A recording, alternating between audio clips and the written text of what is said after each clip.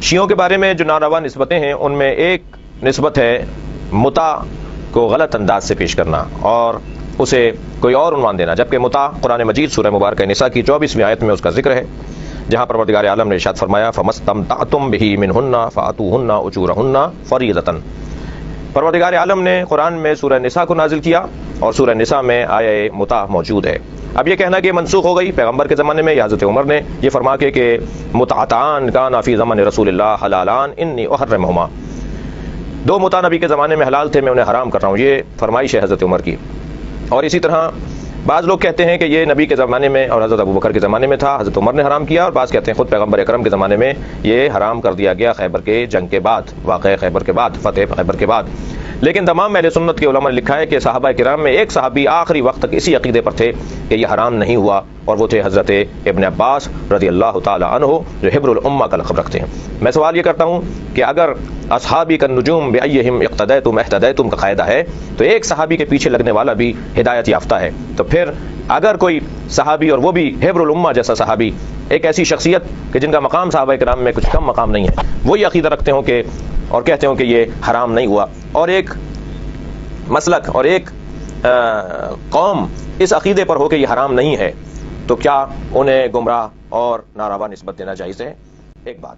دوسری بات، ناظرین، موصوف ذاکر نے یہ آیت فَمَسْتَمْتَعْتُمْ بِهِ مِنْهُنَّ فَآتُوهُنَّ أُجُورَهُنَّ فَرِيضَةً، یہ آیت پڑھ کر موصوف ذاکر نے یہ کہا کہ دیکھیں یہاں سے ہمارا متع ثابت ہو گیا، اور اس پر یہ خوش ہونے لگا۔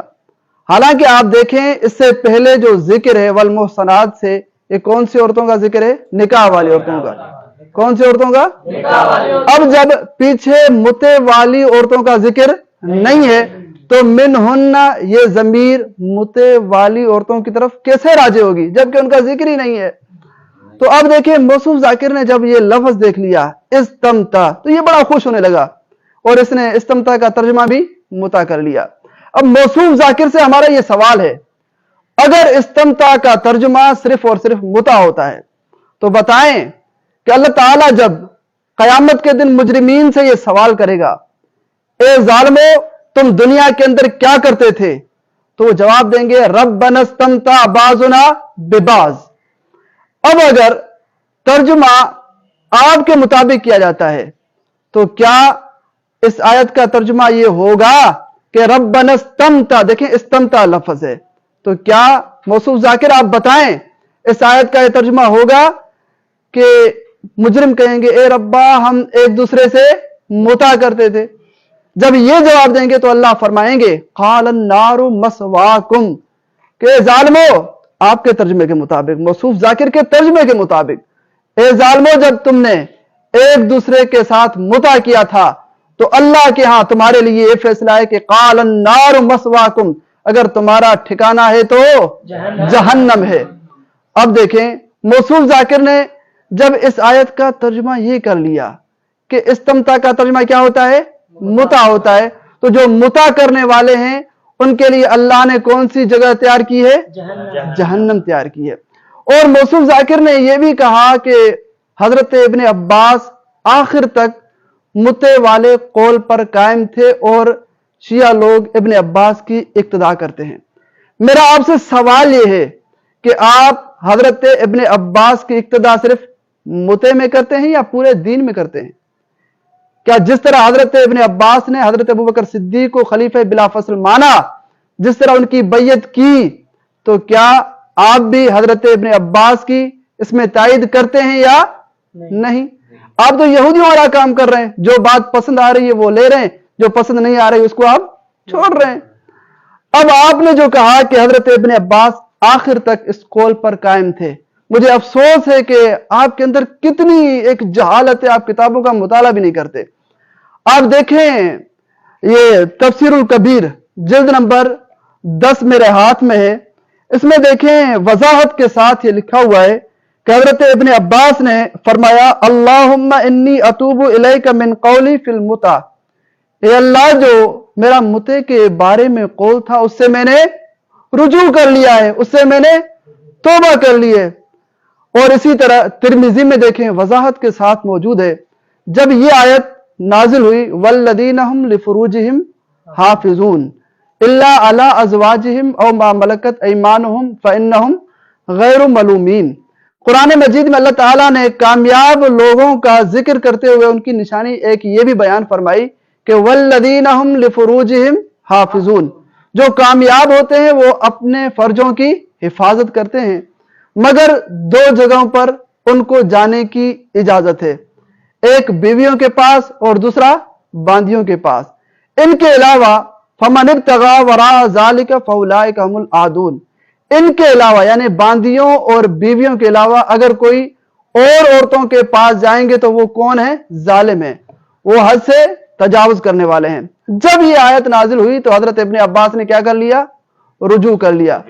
अगर हजरत इब्ने अब्बास रुजू न भी करते तो ये कुरान की आयत ही काफी है कि कुरान की आयत ये कहती है कि वो लोग कामयाब हैं जो अपने फर्जों की हिफाजत करते हैं। इजाजत सिर्फ अपनी बीवियों और बांदियों के लिए, इनके अलावा जो लोग कहीं और जगह पर जाते हैं तो वो कौन है? जालिम है, हद से तजावुज करने वाले। अगर हजरत इब्ने अब्बास रुजू न भी करते तो कुरान की आयत ही मुत्ते की हुर्मत पर काफी थी। अब मौसूफ जाकिर ने एक ये खयानत की। मुतआ यानी निकाह, निकाह की दो किस्में हैं इस्लाम में, एक दायमी निकाह है और एक आरजी निकाह। नाजरीन, अब आइए देखते हैं कि शियों वाला मुत्ता उस निकाह मुवक्कत के साथ जो रसूलुल्लाह सल्लल्लाहु अलैहि वसल्लम के ज़माने में कुछ वक़्त के लिए जायज़ हुआ था फिर हमेशा के लिए हराम करार हुआ, उसके साथ मुशाबहत रखता है या नहीं। बिल्कुल इनमें इख्तलाफ है, तजाद है। क्यों? इस वजह से कि जो निकाह मुवक्कत है उसमें गवाह होते हैं, मुत्ते और जना में गवाह नहीं होते। तहजीबुल अहकाम जिल्द नंबर 7 में देखें। इसी तरह निकाह मुवक्कत में तलाक होती है, मुत्ता और जिना में तलाक नहीं होती। तहजीबुल अहकाम जिल्द नंबर 7 में देखें।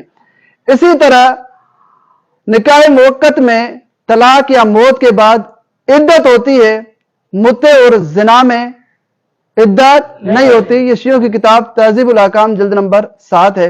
इसी तरह निकाह मुवक्कत में अगर शोहर मर जाए या बीवी मर जाए तो एक दूसरे के वारिस होते हैं, औलाद भी वारिस होती है। लेकिन मुत्ते और जना में औलाद और मियां बीवी एक दूसरे के वारिस नहीं होते। तहजीबुल अहकाम जिल्द नंबर 7 में। और इसी तरह जो निकाह मुवक्कत होता है इसमें सिर्फ 4 तक इजाजत होती है, 5वीं औरत हलाल नहीं होती। जबकि मुत्ता और जना में तो ये हजारों तक करते जाते हैं, जैसा कि इनकी किताब तहजीबुल अहकाम जिल्द नंबर 7 में है। इसी तरह निकाह मुवक्कत में नस्ल बरकरार रहती है, नस्ल साबित होती है। मुत्ते और जना में नस्ल साबित इनकी तहजीबुल अहकाम जिल्द नंबर 7 में है। इसी तरह जो निकाह मुवक्कत होता है उसमें जिल्लत नहीं होती, इज्जत होती है, शोहरत होती है। मुत्ते और जना में शोहरत और इज्जत, बल्कि वो आदमी आर महसूस करता है। और इसी तरह जो निकाह मुवक्कत होता है तो उसमें तहकीक होती है, इसके और तो निकाह नहीं किए हुए, 4 निकाह तो नहीं किए हुए, क्योंकि अगर और देंगे तो क्या हो जाएगा? हराम हो जाएगा। जबकि मुत्ते और जना में तहकीक नहीं होती। और इसी तरह निकाह मुवक्कत जो होता है वो सिर्फ मोमिना से और किताबिया से जायज होता है। जबकि मुत्ता, ये लोग तहजीबुल अहकाम जिल्द नंबर 7 में लिखते हैं कि मजूसिया से भी किया जाता है।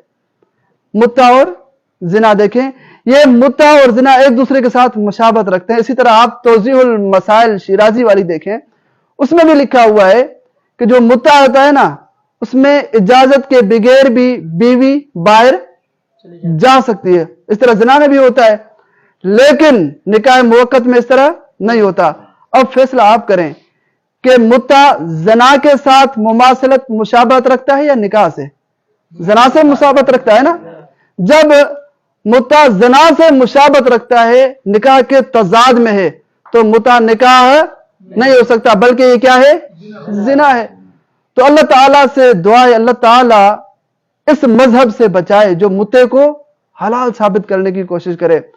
अब जब शियों ने देखा कि मुत्ते की हुर्मत पर कुरानी ऐसी आयात हैं तो उन्होंने अपनी तरफ से रिवायात घड़ना शुरू की। ये मनहजुस सादिकीन मुझे दिखाएं। ये मनहजुस सादिकीन मेरे हाथ में है। इस किताब का जिल्द नंबर 2 है। इस किताब का सफ़ा नंबर 493 खोलते हैं।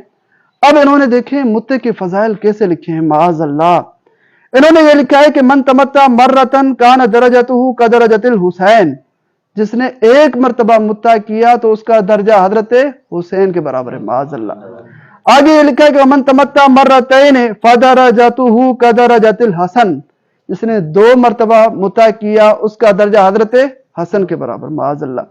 आगे ये लिखा है कि मन तमत्ता सलास मर्रातिन कान दरजतुहु कदरजत अली इब्न अबी तालिब अलैहिस्सलाम, माअज़ल्लाह। जिसने 3 मर्तबा मुत्ता किया उसका दर्जा हजरत अली के बराबर, माअज़ल्लाह।